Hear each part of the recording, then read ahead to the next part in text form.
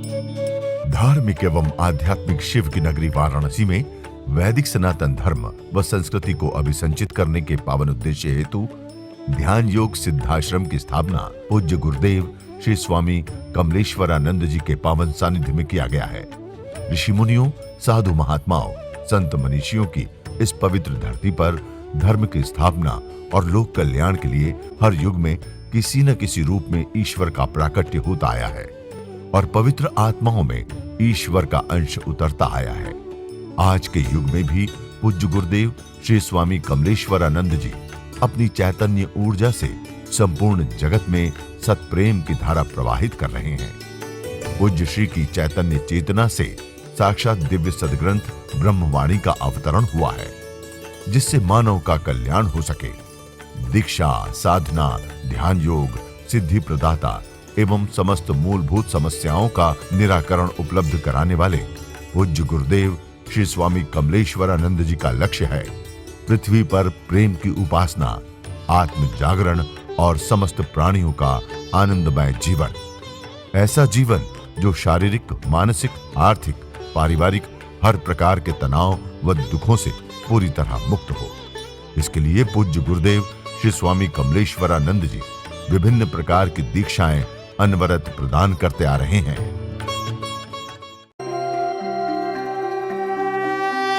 ओम त्र्यंबकं यजामहे सुगंधिं पुष्टिवर्धनम् उर्वारुकमिव बन्धनात् मृत्युर्मुक्षीयमामृतात्।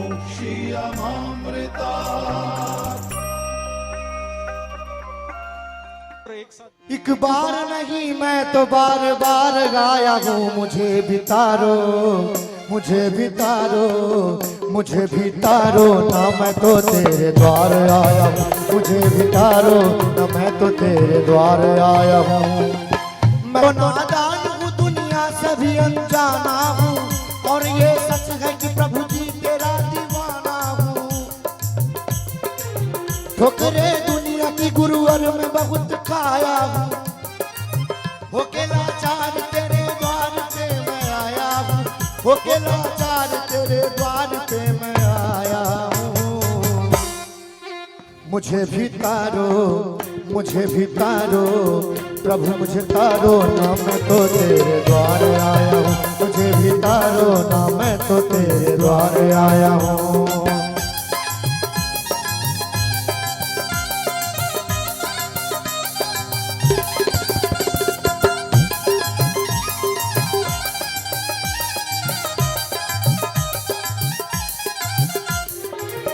मेरी झोली चरण के धूल से एक बार भर दीजिए, मैं हर की एक नजर अब मुझ पे सरकार कर दीजिए। शरण देते हो सबको, मेरी खातिर क्यों हुई देरी? तुम्हारे हाथ में है लाज वो गुरुवर प्रभु मेरी।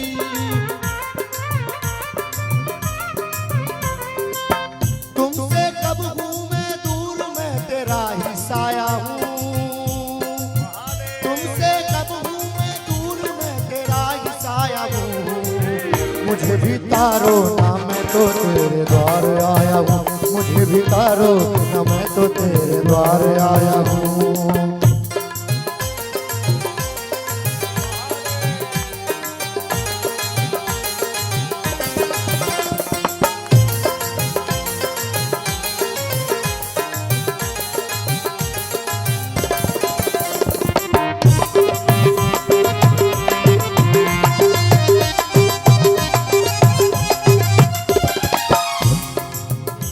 जो चाहो तो तकदीर पलट जाएगी, जो चाहो तो तकदीर पलट जाएगी। दुख और संकट पल में ही मिट जाएगी, दुख और संकट पल में मिट जाएगी। मुझे विश्वास है और दिल में यकीन है मेरे,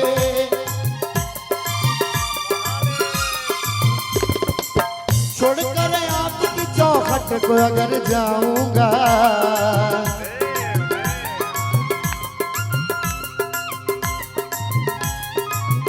चरण छूटे तो बेमौत ही मर जाऊंगा, चरण छूटे तो बेमौत ही मर जाऊंगा।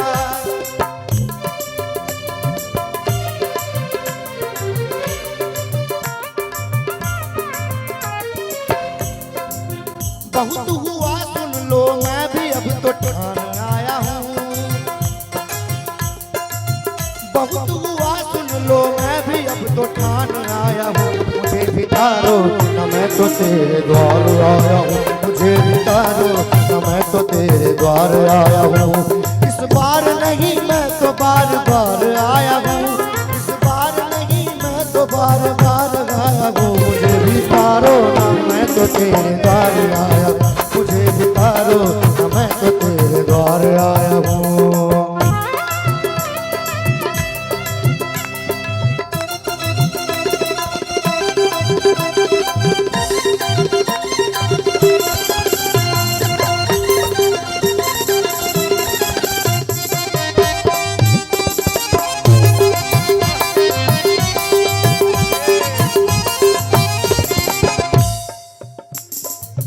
तुम्हारे नाम के प्याले को पी रहा हूँ मैं, कृपा से आपकी दुनिया में जी रहा हूँ मैं।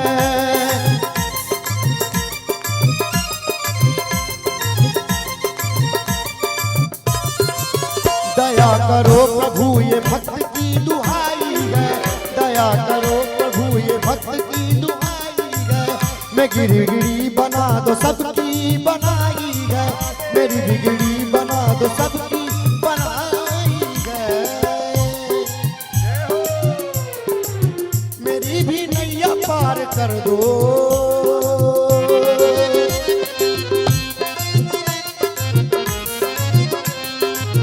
मेरी भी नैया पार कर दो, ये पुकार लाया हूँ। मेरी भी नैया पार कर दो, ये पुकार लाया हूँ। मुझे भी तारो न मैं तो तेरे द्वार आया हूँ, मुझे भी तारो न मैं तो तेरे द्वार आया हूँ। एक बार नहीं मैं तो बार बार आया हूँ, इस बार नहीं मैं तो बार बार आया हूँ। मुझे तारो न मैं तो तेरे द्वार आया हूँ, मुझे तारो न मैं तो तेरे द्वार आया हूँ।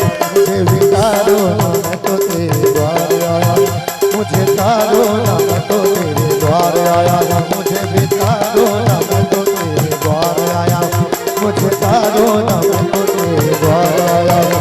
मुझे भी तारो न, मुझे भी तारो न, मुझे भी तारो न, तारो न, तारो न, तारो न, तारो न, तारो न, मुझे तारो न मैं तो तेरे द्वार आया हूँ। मुझे भी तारो न मैं तो तेरे द्वार आया हूँ, तेरे द्वार आया हूँ, तेरे द्वार आया हूँ, तेरे द्वार आया हूँ। समर्पण में रहेंगे तो ईश्वर को प्रेम भी कर पाएंगे, समर्पण में रहेंगे तो जो दिया है उसी में सुखी रह पाएंगे, जो दिया है उसमें शांत रह पाएंगे, जो दिया है उसी की गोदी में बैठते हुए आनंद में हंसते नाचते गाते उसी के लिए गुनगुनाते रहेंगे।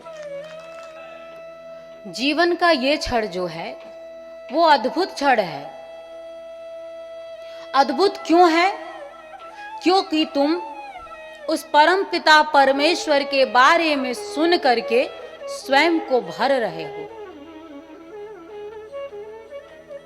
इस संसार सागर में ज्ञानी बहुत हैं, तुम्हें पथ पथ पे ज्ञानी मिल जाएंगे, लेकिन आत्मज्ञानी आज के समय की अगर बात करूं तो आत्मज्ञानी ढूंढने से भी नहीं मिलते हैं। ज्ञानी वो है जो शास्त्रों से चुरा लेता है, ज्ञानी वो है जो दूसरे के ज्ञान को सुन करके, ज्ञानी होना भी अच्छा है, पढ़ना लिखना चाहिए, शास्त्र सम्मत बातों को समझना चाहिए, अपने जीवन में उतारना चाहिए, विद्यार्थी जीवन में आपको आना चाहिए, ज्ञानी होना भी अच्छा है, लेकिन आत्मज्ञानी होना बहुत अच्छा है। आप सिर्फ ज्ञानी होकर के रह जाते हो, आप आत्मज्ञानी हो ही नहीं पाते हो। आत्म ज्ञान जो है वो दूसरे का है, दूसरे से लिया। वो जो शास्त्र बना, जैसे ब्रह्मवाणी बनी है, तो वो मेरे जीवन की घटना है। वेद उतरा है तो किसी के जीवन की घटना है, और जो घटा उन्होंने लिखा, पर जो रसपान किया मैंने उस ब्रह्म का, वो तो आत्मज्ञानी होने के बाद ही कर सकते हो। इसीलिए मैंने कहा ज्ञानी होना अच्छा है, लेकिन आत्मज्ञानी होना उससे भी अच्छा है। दूसरी चीज, आत्मज्ञान में तुम्हारी चेतना उभर करके आती है। तुम्हारे अंदर उस परमात्मा ने ऊर्जा जो भरी है, प्रज्ञा के रूप में, प्रेम के रूप में, उसका प्रवाह निकलता है। और उसके लिए तुम्हें कुछ भी करने की आवश्यकता नहीं है, सिर्फ और सिर्फ स्वयं की ओर चलने की आवश्यकता है, सद्गुरु के माध्यम से। सद्गुरु भी जल्दी लोगों को मिलते नहीं हैं, लेकिन जब सद्गुरु मिल गया, गांठ बांध करके मन में रख लेना। सद्गुरु से कोई संबंध नहीं जोड़ना, सिर्फ एक संबंध जोड़ना सद्गुरु का, सिर्फ एक संबंध जोड़ना प्रकाश का, सिर्फ एक संबंध जोड़ना ज्ञान का, और सिर्फ एक संबंध जोड़ना परमात्मा के रूप में प्रेम का। क्योंकि संबंधों में जब जाओगे तो तुम भटक जाओगे। संबंधों में पूर्ति नहीं है, संबंधों में सिर्फ इच्छा है, संबंधों में दर्शन नहीं है, संबंधों में तो सिर्फ झगड़ते रहते हो, तुम कला करते हो। तुम संबंध देखा कि कला शुरू, और सद्गुरु देखा तो प्रेम शुरू। इसलिए सद्गुरु को उस परम की चेतना के रूप में देखना, उस शिव के रूप में देखना, और उस शिव से आत्मज्ञानी होने के लिए प्रार्थना करना कि प्रभु मेरे भी ज्ञान चक्षु जागृत हो। ज्ञान चक्षु मीरा की तरह, मीरा का जो ज्ञान है, प्रेम से जो ज्ञान, जिस उद्भव जो होता है, वही संसार को सुख दे पाता है। तुलसी का ज्ञान मानस के रूप में इसीलिए पूजनीय है क्योंकि उन्होंने राम की भक्ति की है, और जब भक्ति की तो हृदय से प्रेम झरा, और प्रेम रस ही रामचरितमानस के रूप में भरा गया। इसीलिए उस कथा को कह कह करके, राम कह कह करके लोग आनंदित होते रहते हैं, क्योंकि माध्यम क्या है? प्रेम है। किसी पंडित को बता दो जरा, उसने अगर वो लिखा भी होगा ना, तो 4 शास्त्रों को इकट्ठा करके एक अपना शास्त्र बना दिया होगा, और कोई नाम दे दिया। आज बहुत सारे लोग किताबें लिख लेते हैं, लेकिन बहुत किताबें लिखने की जरूरत नहीं है। प्रेम पथ पे बढ़ चलने की जरूरत है, और अपने हृदय को ऐसा जागृत करना है कि ब्रह्म ऊर्जा उतर करके आ जाए, क्योंकि उसका प्रकाश जब फैलेगा ना, तो पूरे संसार में उजाला आ जाएगा। वैसे तो वो हर पल प्रकाशित है तुम्हारे हृदय में। मुझे तो बस इसलिए याद दिलाने की आवश्यकता होती है क्योंकि तुम भूल गए, तुम स्मृति में नहीं रख पाते हो उस ब्रह्म को। इस संसार की माया में तुम ऐसे उलझे कि एक पल तुम्हारे पास समय नहीं है उस मेरे प्यारे के लिए बैठने के लिए। ध्यान तक तुम नहीं कर पाते हो उसका। तुम कहते हो हर पल ध्यान। अभी पूछ दूं मैं तुमसे कि क्या कभी पूजा पाठ ध्यान उपासना करते हो, तो तुम्हारे पास कोई उत्तर नहीं होगा। तुम आंखें नीचे करके मेरे समक्ष खड़े हो जाओगे, क्योंकि एक पल भी तुम समय नहीं दे पाते हो। अगर बैठ भी गए पूजा के स्थान पे, तो तुम्हारे दिमाग में चलता रहता है कि 1000 संसार के काम करने। राम नाम सत्य होगा तब तुम ध्यान करोगे क्या शिव का? क्या तब वो तुमको ये ऊर्जा देने के लिए आएंगे कि तुम इस शरीर में आनंद से जी सको? जब शरीर का ही राम नाम सत्य हो गया, तो जीने के लिए क्या फिर जन्म लेकर के आओगे? क्यों कुछ छोड़ते हो? समय आएगा तो जिएंगे। नहीं, कोई समय नहीं आने वाला है। इस पल में जियो तुम, तो हो सकता है कि आने वाला समय तुम्हारा होगा। और अगर तुम इस पल को कल के लिए छोड़ते जाओगे, तो न कल मिलेगा और न आज। तुम ऐसे ही भटकते हुए संसार में समाप्त हो जाओगे, और मैं तुम्हारी समाप्ति नहीं चाहती। इस बात पे ताली मत बजाना, क्योंकि मैं तुम्हारी समाप्ति नहीं चाहती। मैं तो तुम्हारी जिंदगी को यहीं पर स्थापित करना चाहती हूं, भगवान राम के जीवन की तरह। तुम्हें एक ऐसी स्थिति में पहुंचाना चाहती हूं, तुम्हें प्रतिष्ठा दे देना चाहती हूं मैं। और उस प्रतिष्ठा के लिए तुम्हें स्वयं के हृदय की ओर झांकना जरूरी है। जितने भी संसार सागर में बुद्ध को देखें तो यही की बात है, चूंकि इसलिए बुद्ध बार बार याद आते हैं। वैसे भी बुद्ध ज्ञान के रूप में पूरे संसार में पूजे जाते हैं। इतना ज्ञान उन्होंने दिया। जिस महल के पीछे तुम भागते हो, उस महल को छोड़ करके वो सत्य की ओर बढ़ चले। क्यों बढ़ चले? क्योंकि उन्होंने ये समझा कि कुछ तो है इस सत्य की खोज में, और जो खोजा और जो पाया, वो राजा होते हुए इस संसार सागर को कुछ भी नहीं दे पाए होते। सद्गुरु होने के बाद जो उन्होंने इस संसार में आनंद का जो प्रवाह दिया, जो शांति का प्रवाह दिया, वो अपने आप में अद्भुत है। अस्तो मां सद्गमय। हे प्रभु, आप हमें असत जो नश्वर है, संसार जनित है, इससे पार परे जो शाश्वत है, सदाशिव, जो सत्य है सदाशिव, जो आनंद है सदाशिव, उस ओर ले चले। ऐसी एक प्यास जब शिष्य में होती है, अपने सदगुरु के समक्ष बैठकर महाशिवरात्रि के उस दिव्यतम पावनतम बेला में ऐसी पुकार जब शिष्य करता है, तो इस संसार जनित जो माया जनित ये जो संसार है, उससे पार परे उसकी दृष्टि उसे प्राप्त होती है। यद्यपि संसार में रहते हुए भी सभी पद पदार्थों का उपभोग करते हुए, सभी पद पदार्थों का सदुपयोग करते हुए इनसे मोहासक्त नहीं होता। स्वजन सगे संबंधियों के बीच रहते हुए हमारी दिव्यता, हमारी शिष्यता, हमारी संपूर्णता और मानव जीवन की परिपूर्णता इसी बात में है कि हम इसमें रहते हुए इससे विलग हो जाएं। यही सदाशिव की सच्ची उपासना है।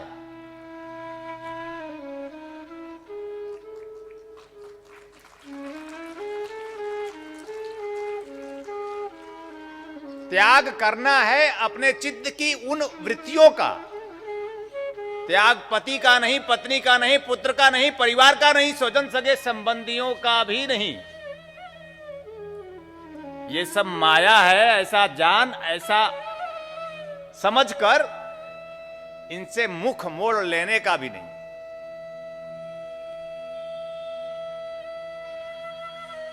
हम गृहस्थ हैं जो अपने घर में अवस्थित है।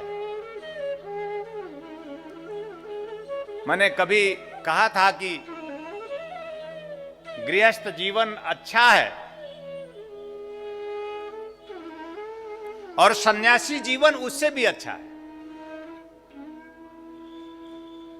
पर क्या हम सन्यासी बनना चाहते हैं?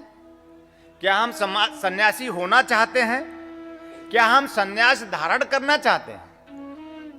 बिरला कोई ऐसा मानस बना पाता हो, और संभवतः उसमें भी बहुत बहुत जो इस संसार में दुखी, चिंतित, परेशान स्वजन सगे संबंधियों के बीच में अपनी स्थिति स्थित नहीं कर पाते और घर से एक अपमानजनक स्थिति में होते हैं, वो पलायन कर जाते हैं।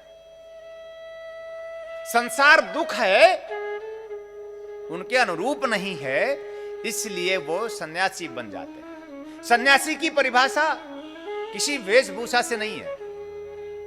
सन्यासी की परिभाषा किसी परिवार का त्याग कर उससे पलायन करने से भी नहीं। सन्यासी की परिभाषा है जीवन की संरचना अति सुंदर बना दे।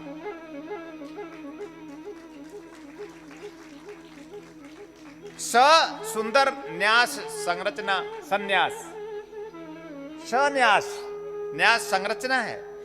सुंदर संरचना जीवन की। इसी संसार में सुंदर संरचना कैसे बनेगा? इसी संसार में रहते हुए। यह संसार किसने बसाया है? सदाशिव ने। किसने बसाया है? शिव। शिव किसने बसाया है? बोलो शिव। शिव किसने बसाया? यह संसार किसने बसाया? श्वासों में होना चाहिए शिव शिव।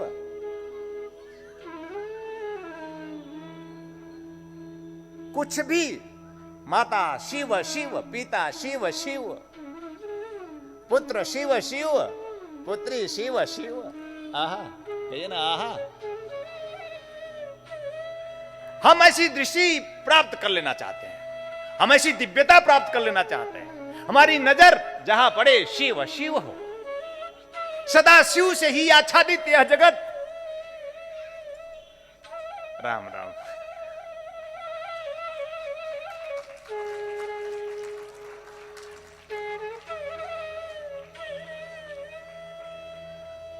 तुम्हें मैं कोई प्रवक्ता और वक्ता नहीं हूं, मैं तुम्हारा जीवंत प्राण हूं, छलछलाता हुआ, उमंगित तरंगित, तुम में भी उमंग भर देना चाहता हूं और तुम्हें भी तरंग से पूर्ण कर देना चाहता हूं। और उमंग तरंग और किसी का नहीं, तुम्हारे जीवन में वह उत्सव भर देना चाहता हूं, किसी और का नहीं, भगवान सदाशिव का वह उत्सव जिसे महाशिवरात्रि पर तुम महोत्सव मना सको।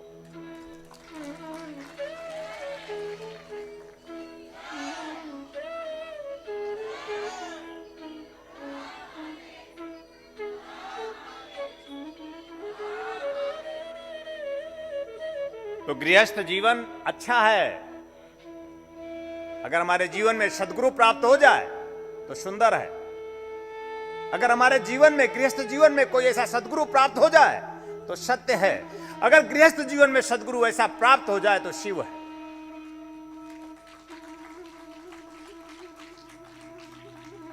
फिर उस शाश्वतता की ओर, उस सत्य की ओर, उस शिव की ओर, उस आनंद की ओर हम उसमें समाहित होकर गुरु में ओम परम तत्वाय निखिलेश्वराय पद्म पराकमलोभ्यो नमः इस मंत्र का जप करते हुए स्वयं हम सदगुरु में समाहित हो शिव शिव आनंद, उस शिवत्व का बोध कर लेंगे। सदगुरु द्वार है, साधन भी, सदगुरु साध्य है, शिव भी। बोलो ना हर हर महादेव।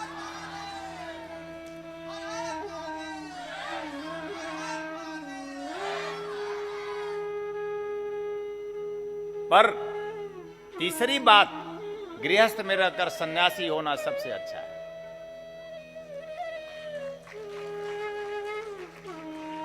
कमलेश्वरानंद गृहस्थ में सन्यास पैदा कर देना चाहता हूं, और एक ऐसा सन्यासी चाहता हूं जो पति पत्नी युक्त हो। एक ऐसा सन्यासी पैदा करना चाहता हूं गृहस्थ जीवन में जो पुत्र और पुत्रियों से संयुक्त हो। एक ऐसा सन्यासी पैदा कर देना चाहता हूं। अरे भाई, सन्यासी की परिभाषा है पुत्र हो और पुत्र से विलग रहो। सन्यासी की परिभाषा है पत्नी रहे और पत्नी से विलग रहो। विलगता में आनंद है। नहीं विलग रहोगे तो पत्नी जरूर कुछ कहेगी और तुम्हें बहुत तनाव होगा, पति भी कुछ जरूर कहेगा, तुम्हें तनाव होगा।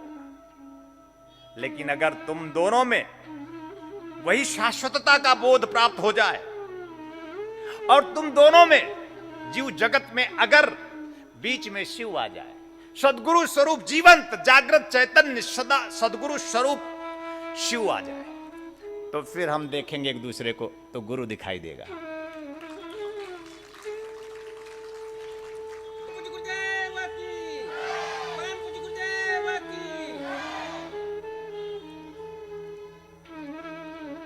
सन्यास चाहता हूं जीवन का,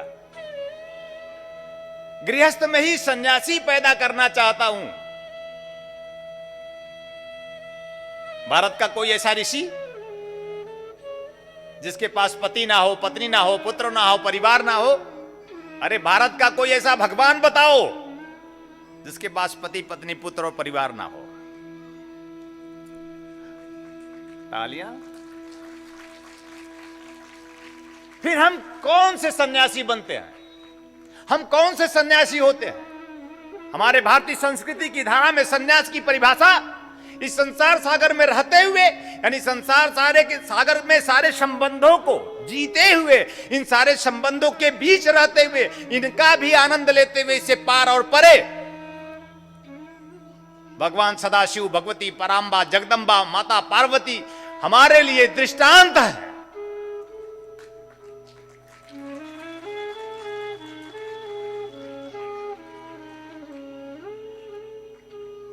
एक सुंदर पत्नी होनी चाहिए, नहीं होनी चाहिए। पत्नी का अर्थ ही जो सुंदर, वो पत्नी ही क्या सुंदर, हमारे मनोभावों से, हमारे प्रेम भावों से, हमारा सौंदर्य, हमारी सुंदरता हमारे प्रेम के भावों से। हम प्रेम भाव से पूर्ण हैं तो हम सुंदर हैं। जहां आप सभी के सहयोग से संस्थान द्वारा विभिन्न पुण्यदायी प्रकल्प संचालित हो रहा है, वहीं समाज को सृजन हेतु पूज्य श्री की चैतन्य चेतना से दिव्य सदग्रंथों का प्रकाशन भी किया जा रहा है। ध्यान योग की निर्मल धारा जन जन में प्रवाहित करने वाले पूज्य गुरुदेव श्री स्वामी कमलेश्वरानंद जी की चेतना का साक्षात्कार दिव्य सदग्रंथ ब्रह्मवाणी एक ऐसी रचना जिसका अवतरण स्वयं हुआ है और जिसकी साक्षी बनने का सौभाग्य मिला सुश्री नम्रता कमलिनी जी को। भावना और भक्ति का अनंत प्रवाह है ब्रह्मवाणी, तप और ज्ञान का अमृत कोश है ब्रह्मवाणी, प्रेम और समर्पण का साकार स्वरूप है ब्रह्मवाणी, आस्था और विश्वास का अनन्य मार्ग है ब्रह्मवाणी। आइए हम सभी ब्रह्मवाणी को जीवन में उतारकर अपनी आत्मा को परमात्मा से एकाकार करें। गुरुदेव एवं सुश्री नम्रता कमलिनी जी द्वारा रचित मानव उपयोगी विभिन्न विषयों पर साधनात्मक रहस्यों से परिपूर्ण और भी पुस्तकें हैं, जैसे श्री गुरु रहस्यम, साधना विधान रहस्यम, गुरु पादुका विधान रहस्यम, यज्ञ विधान रहस्यम, षोडश संस्कार दीक्षा रहस्यम, साधना सामग्री रहस्यम, भीगी पलके, कर लो आसमां मुट्ठी में तथा पूज्य गुरुदेव के दिव्य प्रवचनों भजनों का संग्रह प्राप्त करने और भारतीय संस्कृति की धरोहर गोपनीय रहस्यों से भरपूर जीवन की समस्त समस्याओं का समाधान कराने वाली मासिक पत्रिका निखिल सत्य दर्शन की सदस्यता एवं ध्यान योग जन जागृति सेवा संस्थान के दैविक कार्यों व सेवा प्रकल्पों में सहयोग करने तथा अपने गांव शहर में सत्संग साधना शिविरों एवं कथा आयोजन हेतु संपर्क करें 8108666991, 8108666992, 8108666993, 8108666994, व्हाट्सएप नंबर 8108188488, वेबसाइट www.dhyanयोग.org.in, ईमेल service@dhyanयोग.org.in, Facebook www.facebook.com/kamleshwaranand, Twitter twitter.com/kamleshwaranand, Instagram instagram.com/Swami Kamleshwaranand ji, YouTube www.youtube.com/Swami Kamleshwaranand ji।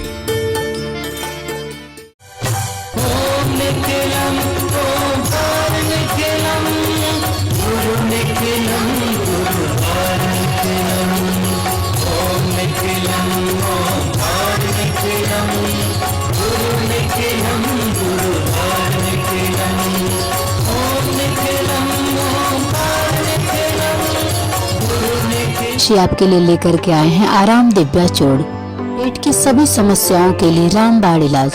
यह आयुर्वेदिक परीक्षित गैस हरण चूर्ण है। किसी भी उम्र में होने वाली व्याधियों का नाश करती है। खुलकर पेशाब लाना, पुरानी से पुरानी कब्ज, उदर दोष, आंतों के दोष एवं पाचन तंत्र में यह अति लाभकारी आयुर्वेदिक औषधि है। इस चूर्ण का सेवन करने से कोई बीमारी नहीं होती। यह गैस हरण चूर्ण नित्य रात्रि में भोजन के बाद सोते समय 1 चम्मच चूर्ण 1 गिलास कुनकुने पानी के साथ लेकर सो जाएं। फिर देखिए चमत्कार। ऋषि फार्मेसी लेकर के आए हैं अमृत क्वाथ, कायाकल्प की विशेष औषधि। यह आपके शरीर को पूर्ण रूप में स्वस्थ करने के लिए आपके रक्त को शुद्ध करता है और शरीर के विषैले पदार्थ को बाहर निकालता है। मोटापा कम कर आश्चर्यजनक शारीरिक परिवर्तन कर पूरे शरीर को स्वस्थ और सुंदर बनाता है। यह मधुमेह को भी नियंत्रित करता है। यह औषधि आपके शरीर में रोग प्रतिरोधक क्षमता को बढ़ाता है। यह एक चमत्कारिक औषधि है। इसे मंगाने के लिए आप हमारे इन नंबरों पे संपर्क करें 8108666991, 8108666992, 8108666993, 8108666994। दिव्य ऋषि फार्मेसी आपके लिए लेकर के आए हैं ज्वाइंट केयर टैबलेट और ऑयल, जोड़ों के दर्द से राहत पाने के लिए और मजबूत हड्डियों के लिए। इसमें मौजूद प्रोटीन्स तथा विटामिन्स हड्डियों को मजबूती प्रदान करते हैं। यह जोड़ों के असहनीय दर्द को समाप्त करता है, जैसे घुटनों के दर्द व कलाई के दर्द, रीढ़ की हड्डी में दर्द, कंधों में दर्द। यदि आपको स्लीप डिस्क या सर्वाइकल है तो इन सभी परेशानियों से छुटकारा पाने के लिए आज ही मंगाएं ज्वाइंट केयर टैबलेट और ऑयल। मंगाने के लिए आप हमारे इन नंबरों पे संपर्क करें। हमारा नंबर है 8108666991, 8108666992, 8108666993, 8108666994। दिव्य ऋषि फार्मेसी आपके लिए लेकर के आए हैं रत्नम ज्योति। आंखों की संपूर्ण देखभाल के लिए शहद के साथ नित्य लेने से नित्य